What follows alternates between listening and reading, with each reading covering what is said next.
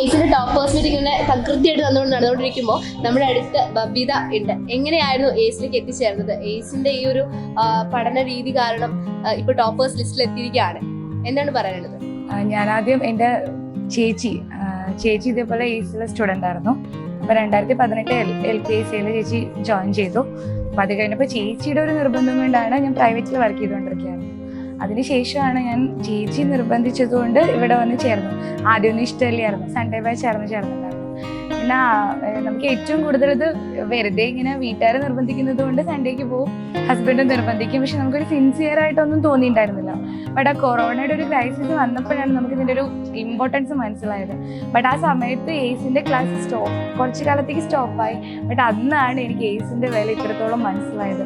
ശരിക്കും ഏറ്റവും എഫക്റ്റീവായിട്ടുണ്ടായിരുന്നത് നമ്മുടെ ഏസിൻ്റെ എക്സാമാണ്.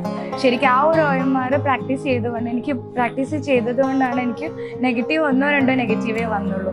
അത് ഏസിൻ്റെ ഒരു ക്രെഡിറ്റ് ആണ്. ആ OMR കറക്റ്റ് നമ്മുടെ PSC എക്സാം എഴുതുന്ന അതേപോലെ തന്നെയാണ് നമ്മൾ അവിടെ ഇരുന്നത്. കറക്റ്റ് ടൈം ലിമിറ്റ് വെച്ച് മാനേജറൊക്കെ വന്ന് വഴക്ക് പറയും. നമുക്ക് 1.25 മണിക്കൂർ കൂടുതൽ എഴുതുമ്പോൾ വഴക്ക് പറയും. പക്ഷെ അത് അത്രത്തോളം ടൈം അഡ്ജസ്റ്റ് ചെയ്ത് എഴുതാൻ പറ്റിയത് ഈ ഒരു ഇൻസ്റ്റിറ്റ്യൂഷൻ ജോയിൻ ചെയ്യണം. ബാക്ക് ബെഞ്ചേഴ്സിൽ നിന്നൊക്കെ ഫ്രണ്ട് ബെഞ്ചേഴ്സിലേക്ക് എത്തിയിരിക്കുകയാണ് ഇപ്പോൾ ഏസിന്റെ ഒരു പരിശീലനം കൊണ്ട്. Thank you so much. പരിചയപ്പെടാൻ സാധിച്ചതിൽ ഒരുപാട് സന്തോഷം. Thank you.